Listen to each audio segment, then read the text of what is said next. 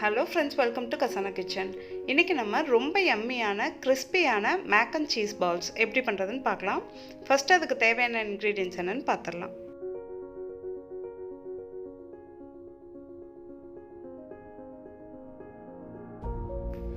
First நம்ம ஒரு pan எடுத்துட்டு அதுல macaroni தண்ணி ஊத்தி வேக வச்சிரலாம்.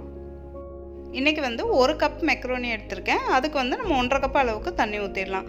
தண்ணி அதிகமா இருந்தாலும் பரவாயில்லை. ஏன்னா நம்ம கடைசியா வந்து அத வடிக்க தான் போறோம்.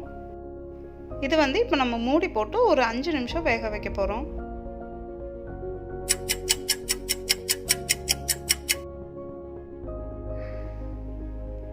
இப்போ இந்த பாஸ்தா வெந்திருச்சு. இந்த அளவுக்கு வெந்தா போதும். இப்போ வந்து இந்த எக்ஸ்ட்ரா இருக்க தண்ணி எல்லாம் வந்து நல்லா வடிச்சு இந்த மாதிரி வெச்சிரலாம். இப்போ நம்ம ஒயிட் சாஸ் பண்றதுக்காக இன்னொரு pan தனியா எடுத்துறலாம்.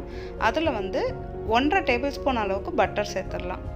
பட்டர் வந்து லைட்டா உருகுனதும் அதுல வந்து ஒரு 2 டேபிள்ஸ்பூன் அளவுக்கு மைதா மாவு சேர்த்துறலாம்.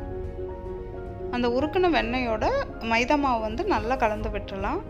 அந்த லைட்டா அந்த மைதா மாவோட பச்சை வாசம் போறதுக்காக தான் இந்த அளவுக்கு கலந்து விட்டோனையும் இது கூட 1/2 பவுல் அளவுக்கு காய்ச்சின பால் சேர்த்துக்கலாம். தேவைப்பட்டா பார்த்துட்டு இன்னும் கொஞ்சம் சேர்த்துக்கலாம். இப்போ வந்து அந்த மைதா மாவு வந்து பால்ல நல்லா கலந்து விட்டுறலாம்.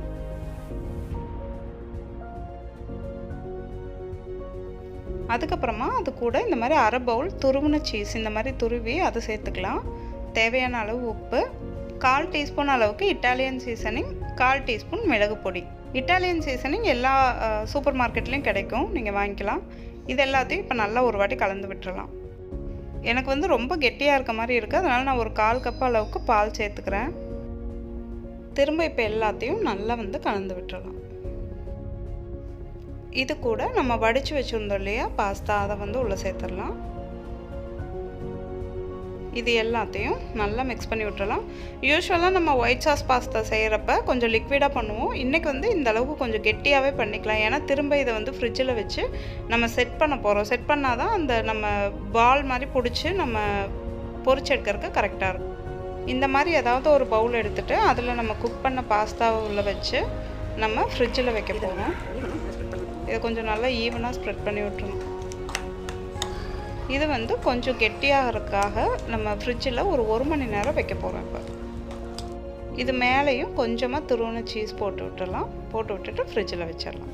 அடுத்து வந்து நம்ம mac and cheese balls dip பண்ணி பிரெட் க்ரம்ஸில் போடுறதுக்காக 2 டேபிள்ஸ்பூன் மைதா மாவு, 1 டீஸ்பூன் ஒரிகானோ,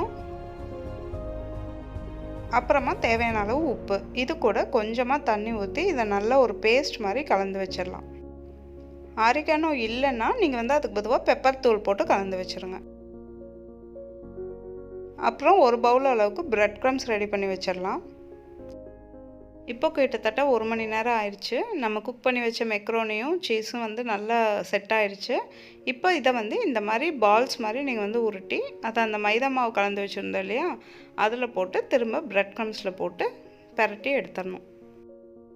நம்ம மைதா மாவில் போட்டு எடுத்தால் தான் பிரெட் க்ரம்ஸ் இந்த மாதிரி நல்லா ஒட்டி வரும். அப்போ தான் கிறிஸ்பியாக இருக்கும். இப்போ மீதி இருக்க எல்லாத்தையும் நம்ம அந்த மாதிரி உருண்டைகளாக பிடிச்சி தனியாக எடுத்து வச்சிடலாம்.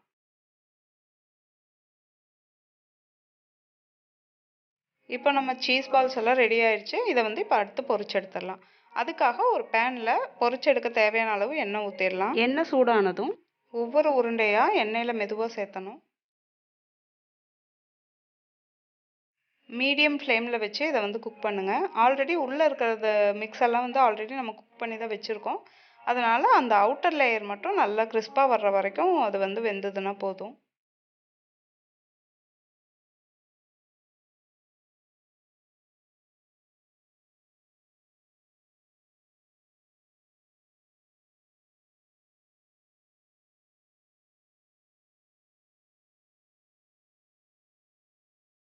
இப்போ வந்து நல்லா அந்த கோல்டன் ப்ரௌன் கலரில் வந்துருச்சு. நல்லா கிறிஸ்பி ஆயிடுச்சு.